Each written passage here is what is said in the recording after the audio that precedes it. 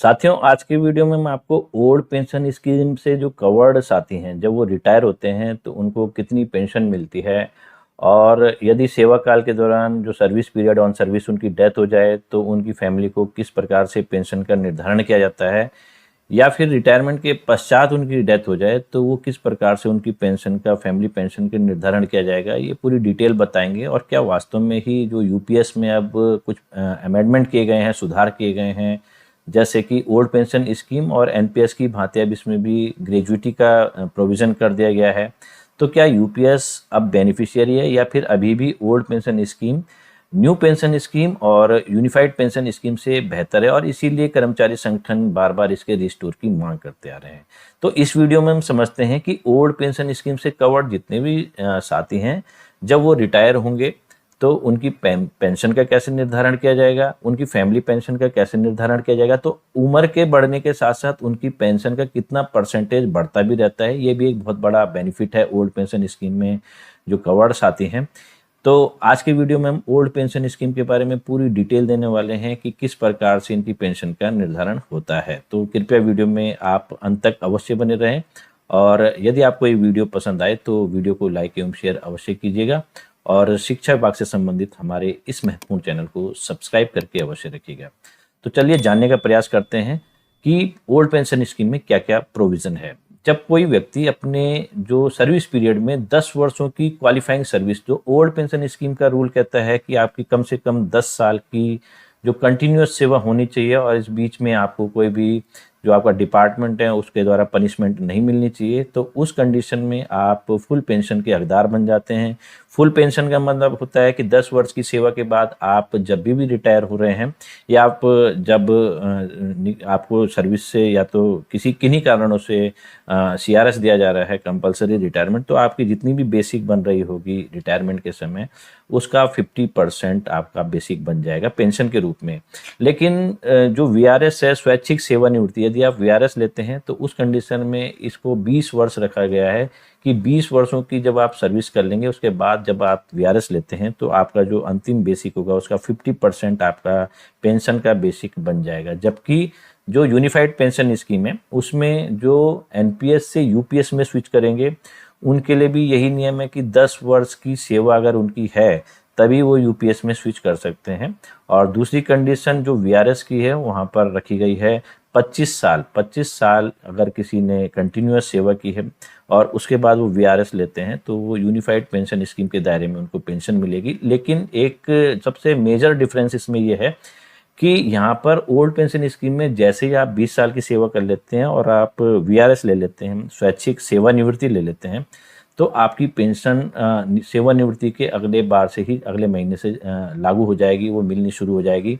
जबकि आप यदि यूनिफाइड पेंशन स्कीम के तहत वीआरएस लेते हैं 25 साल की सेवा करने के बाद, और आपकी एज वीआरएस लेते समय मान लिया कि 52 साल है या 55 साल है, तो आपको 60 वर्ष की आयु तक का इंतजार करना पड़ेगा। उसके बाद ही आपकी यूनिफाइड पेंशन स्कीम के तहत जो पेंशन है वो लागू होगी। तो ये एक मेजर डिफरेंस है, और ये मांग बार बार करते आ रहे हैं कि जब आपने वीआरएस की जो लिमिट है वो 25 साल कर रखी है यूनिफाइड पेंशन स्कीम में, उसके बावजूद जब वीआरएस ले लेगा आदमी तो 60 साल का इंतजार करेगा। खास करके जो सीएपीएफ के जवान है, पैरामिलिट्री फोर्सेस के जवान हैं, वो इतनी लंबी सेवा अवधि तक जॉब नहीं कर पाते हैं और वो वीआरएस ले लेते हैं, तो उनके लिए ये बड़ा हानिकारक है यूपीएस के तहत। तो यहाँ पर ओल्ड पेंशन स्कीम में ये वीआरएस में भी फ़ायदा है कि आपके जैसे ही वीआरएस आपने 20 वर्ष की सेवा की, उसके तुरंत बाद आप वीआरएस लेते हैं तो आपकी पेंशन लागू कर दी जाती है। अब एक कंडीशन ये भी आती है कि मान लिया कि कोई साथी ओल्ड पेंशन स्कीम के दायरे में है और वो 60 वर्ष की जो उनकी आयु है रिटायरमेंट की, उसमें वो रिटायर कर जाते हैं, लेकिन हो सकता है वो लेट लगे हों सर्विस में और उनकी 10 साल की सेवा पूरी नहीं हुई, तो उस कंडीशन में वो फुल पेंशन के हकदार नहीं होगा। उस कंडीशन में उनको प्रोपोर्शनल के आधार पर पेंशन दी जाएगी, ना कि उनका जो अंतिम बेसिक होगा उसका 50% के आधार पर पेंशन का निर्धारण नहीं किया जाएगा। तो यहाँ पर 10 वर्ष में यदि 9 वर्ष 9 महीने और कुछ दिन है, उसको भी 10 वर्ष माना जाएगा। 9 वर्ष 11 महीने, 9 वर्ष 10 महीने कुछ दिन, या फिर 9 वर्ष 12 महीने, वो ऑब्वियसली 10 वर्ष हो जाएगा। लेकिन 9 वर्ष 9 महीने कुछ दिन होने चाहिए, उसको भी 10 वर्षों की ही सीमा में माना जाता है। अब जो ओल्ड पेंशन स्कीम के तहत जो पेंशन का बेसिक है उसकी मैक्सिमम और कुछ मिनिमम लिमिट्स भी हैं, उसको भी हम देख लेते हैं कि पेंशन की अधिकतम बेसिक राशि जो ओल्ड पेंशन स्कीम के तहत है वो 1,25,000 रुपये है और न्यूनतम जो बेसिक राशि है वो 9,000 रुपया है। अब आप यहाँ पर देखेंगे कि 9,000 क्यों आ रही है, इसको भी हम बताते हैं कि ये 9,000 आखिर किस वे में आ रही है। तो यहाँ पर हम देखेंगे यदि पेंशन की कैलकुलेशन करने पर किसी कर्मचारी के बेसिक पेंशन का 9,000 रुपये आए या उससे कम आए, 9,000 रुपये से यदि कम आता है पेंशन का बेसिक तो उसको 9,000 ही मान लिया जाएगा। तो मिनिमम जो गारंटी है इसमें बेसिक की जो ओपीएस के तहत जो पेंशन के बेसिक की वो 9,000 रुपये है। अब चूंकि 7वें वेतन आयोग में अधिकतम बेसिक 2,50,000 रुपये है तो इसका जो 50% होगा वो 1,25,000 रुपये होगा और यही मैक्सिमम बेसिक की यहाँ पर लिमिट रखी गई है कि 50% जो 2,50,000 का होगा वो 1,25,000 रुपये होगा, इसीलिए ये मैक्सिमम लिमिट रखी गई है। अब इसके आगे हम देख लेते हैं कि कैलकुलेशन ऑफ पेंशन कैसे करेंगे। जब कोई सरकारी कर्मचारी अपनी क्वालिफाइंग सर्विस को पूर्ण करने के पश्चात रिटायर होता है तो रिटायरमेंट के समय उसके अंतिम जो बेसिक है उसका 50% निकाला जाता है, जिसमें उस समय चल रही महंगाई भत्ते को भी जोड़ा जाता है। योग करने पर जो राशि निकल कर आती है वह कर्मचारी की पेंशन कहलाती है। तो ये पेंशन की राशि हो जाएगा अंतिम बेसिक का 50% प्लस डीआर। अब यहाँ पर डीए और डीआर में क्या अंतर है, जब कोई कर्मचारी ऑन सर्विस रहता है तो उसको मिलने वाले महंगाई भत्ते को डीए बोला जाता है, डियरनेस अलाउंस, और जब रिटायर हो जाता है तो एज ए पेंशन उनको डीआर लिखा जाता है, डियरनेस रिलीफ, यानी कि महंगाई राहत। तो दोनों एक ही होते हैं लेकिन इनकी थोड़ा सा इनका बोलने का तरीका अलग हो जाता है, डीआर डियरनेस रिलीफ। अब देखते हैं आगे कि कैलकुलेशन ऑफ पेंशन कैसे करते हैं। अंतिम वेतन जो होता है उसको भी दो प्रकार से निकाला जाता है। एक तो ये होता है कि जो अंतिम वेतन मूल वेतन होता है उसका 50%, या फिर यदि हो सकता है किसी कर्मचारी का ऑन सर्विस डिमोशन हुआ हो तो उस कंडीशन में जो उनका अंतिम बेसिक होगा उसका जो पिछले 10 महीनों का अंतिम बेसिक होगा उसका एवरेज निकाला जाएगा और फिर उसका 50% निकाला जाएगा। अब जो ये 50% निकलेगा और जो अंतिम वेतन का 50% निकलेगा, इनमें जो राशि अधिक होगी उसको मान लिया जाता है पेंशन का बेसिक के रूप में। तो यहाँ पर दो तरीके होते हैं अंतिम बेसिक को निकालने के, एक तो जो आपको लास्ट सैलरी ड्रॉन हुआ है उसमें अंतिम बेसिक, या फिर पिछले 10 महीनों का अंतिम मूल वेतन का 50% औसत निकालेंगे और उसका 50% निकालेंगे। जो राशि अधिक होगी वो उसका बेसिक कहलाएगी। अब यहाँ पर हम देख लेते हैं एक एग्जाम्पल और आपको बताते हैं।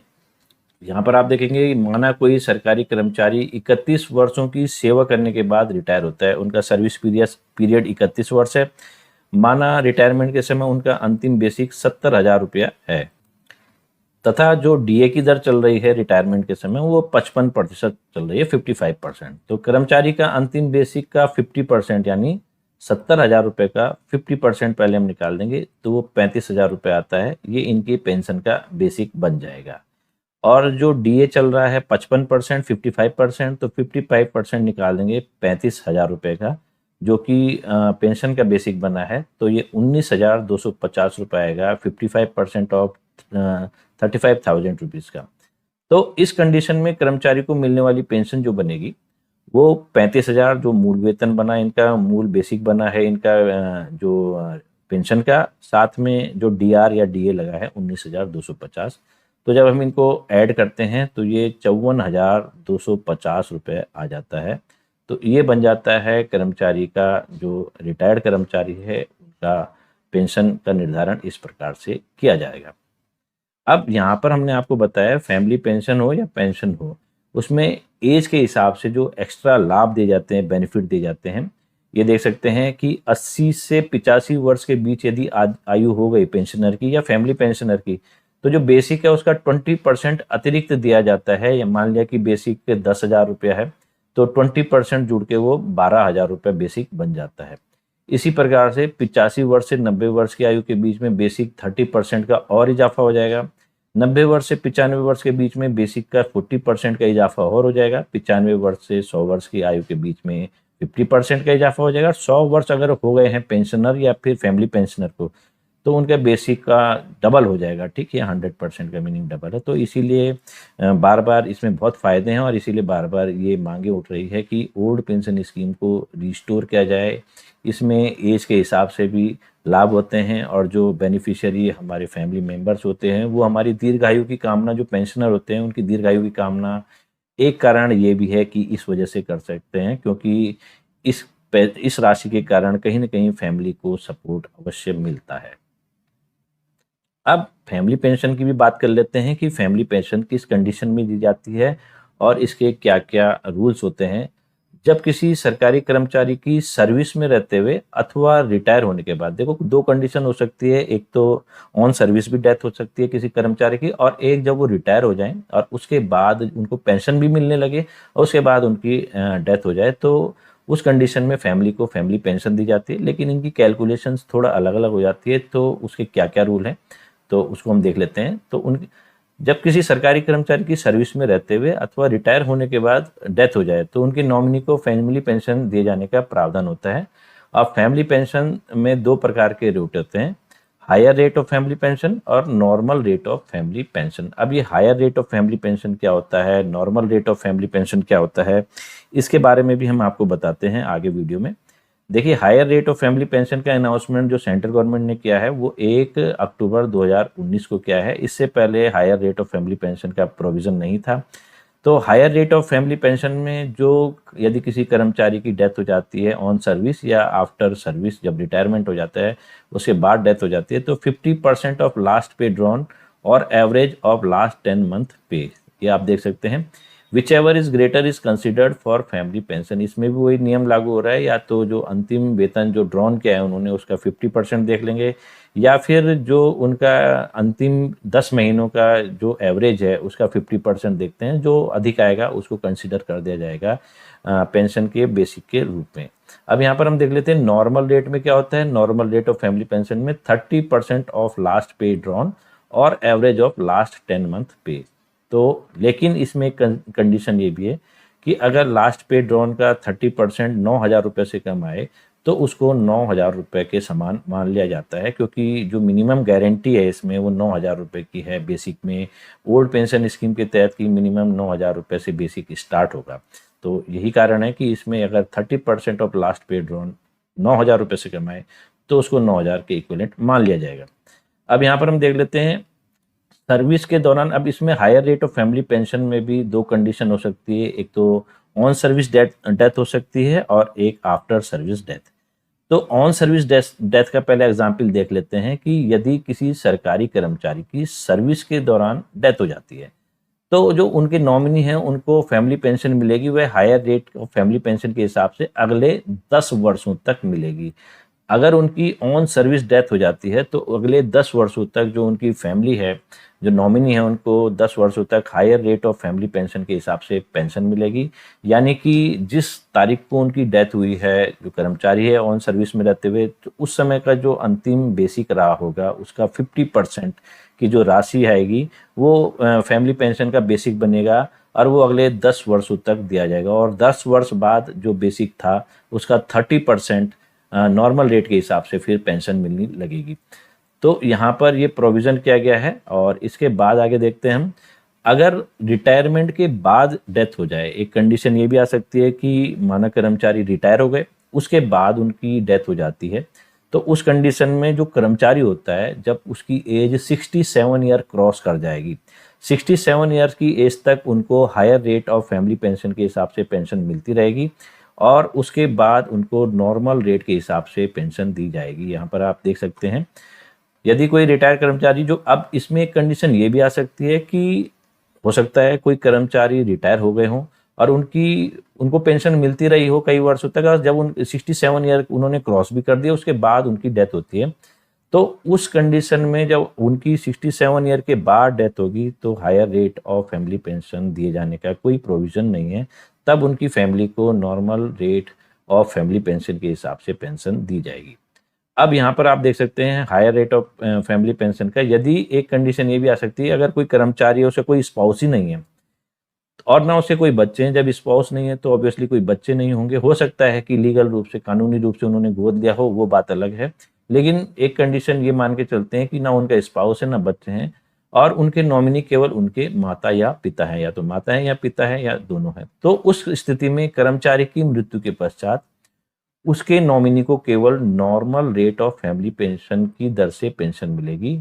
इस दशा में higher rate of family pension लागू नहीं होता, चाहे वो ऑन सर्विस डेथ हुई हो या फिर आफ्टर सर्विस डेथ हुई हो रिटायरमेंट के बाद, और उनकी उम्र भले ही 67 से कम रही हो, लेकिन जो उनके माता या पिता है उनको तब normal rate of family pension के हिसाब से पेंशन दी जाएगी, ना कि higher rate of family pension के हिसाब से पेंशन। उस कंडीशन में higher rate of family pension का प्रावधान नहीं किया जाता।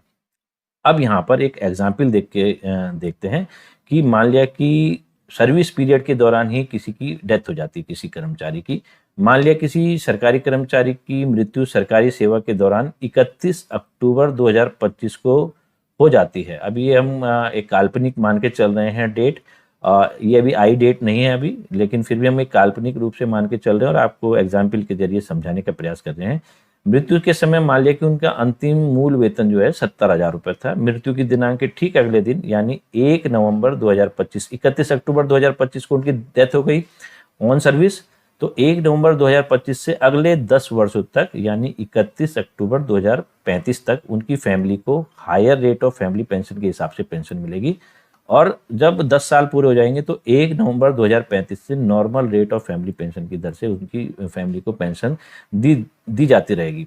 अब यहाँ पर चूंकि उनका अंतिम जो बेसिक था जब डेथ हुई तो 70,000 रुपये था, तो 10 वर्षों तक जो उनको फैमिली को पेंशन दी जाती रहेगी फैमिली पेंशन, वो higher rate of family pension के हिसाब से 50% ऑफ लास्ट पेड ऑन, यानी कि 70,000 रुपये का 50% ये 35,000 आता है, प्लस इसमें डीआर और जुड़ेगा, डीएनएस रिलीफ। तो ये 10 वर्षों तक दी जाती रहेगी, 10 वर्षों तक। और उसके बाद जो 10 वर्ष कंप्लीट हो जाएंगे, normal rate of family pension के हिसाब से इनकी पेंशन का निर्धारण होगा। फैमिली पेंशन का 70,000 रुपये यानी 70,000 का 30% जो कि 21,000 रुपये आता है, प्लस इसमें डीआर और जुड़ जाएगा। अब इसमें एक कंडीशन ये भी आएगी, रिटायरमेंट के बाद मृत्यु होने पर। अब मान लिया कि एक तो ऑन सर्विस का हमने एग्जाम्पल बता दिया, अब रिटायरमेंट के बाद यदि मृत्यु हो जाती है, माना किसी सरकारी कर्मचारी की रिटायरमेंट के बाद के समय उनका अंतिम मूल वेतन 80,000 रुपये था तथा रिटायरमेंट की तिथि क्या थी उनकी 30 सितंबर 2021 थी। उनकी जो डेट ऑफ बर्थ है वो 10 सितंबर 1961 है। रिटायरमेंट के पश्चात उनकी मृत्यु 12 अक्टूबर 2021 को हो जाती है। तो इस स्थिति में उनकी फैमिली को मिलने वाली पेंशन की गणना निम्न प्रकार से होगी। तो यहाँ पर आप देख सकते हैं मृत कर्मचारी की आयु 67 वर्ष तक होने पर, तो 67 वर्ष कब होगी इनकी आयु, जब इनकी डेथ हुई वो हुई थी आपकी, ये देखेंगे आप 30 सितंबर 2000, उनकी जन्म तिथि इतनी है। रिटायरमेंट के बाद उनकी मृत्यु 12 अक्टूबर को हो गई थी, तो 13 अक्टूबर 2021 से 9 सितंबर 2028 तक ये 67 साल के हो जाएंगे। तो इस पीरियड में उनको higher rate of family pension की दर से फैमिली पेंशन मिलेगी, और 10 सितंबर 2028 के बाद उनकी फैमिली को normal rate of family pension के हिसाब से पेंशन दी जाती रहेगी। तो हायर रेट के हिसाब से उनको जो पेंशन मिलेगी 80,000 का 50% ये 40,000 रुपये प्लस डीआर हो जाएगा। और उसके बाद जो निर्धारित तिथि हमने दिखाई है उसके बाद जब 67 साल की उम्र उनकी पूरी हो जाएगी तो lower rate of family pension के हिसाब से उनको पेंशन मिलेगी 80,000 का 30%, जो 80,000 लास्ट पे ड्रॉन था उसका 30%, तो ये 24,000 प्लस डीआर। तो इस प्रकार ओल्ड पेंशन स्कीम में आप देख सकते हैं कितने बेनिफिट्स हैं, कितने लाभ हैं, क्यों चाहे वो उम्र के हिसाब से लाभ हो, यदि आपकी जैसे जैसे उम्र बढ़ती है तो परसेंटेज भी आपके बेसिक का बढ़ता रहता है। साथ ही साथ ओल्ड पेंशन स्कीम में कम्यूटेशन का भी प्रावधान है, अपनी पेंशन की बिक्री का भी प्रावधान है, जबकि अभी यूपीएस में ये प्रावधान नहीं है। एनपीएस की तो बात छोड़िए क्योंकि वो तो पूरा शेयर मार्केट के आधार पर बेस है, तो इसीलिए ओल्ड पेंशन स्कीम बेनिफिशियरी है। तो साथियों आपकी क्या राय है इस बारे में, कृपया अपनी राय कमेंट बॉक्स में हमें लिखकर अवश्य बताएं। यदि यह वीडियो आपके लिए लाभकारी साबित हुआ हो तो कृपया इस चैनल को सब्सक्राइब करके अवश्य रखिएगा। मिलते हैं शीघ्र आपसे नए वीडियो में, तब तक दीजिए हमें इजाजत। धन्यवाद।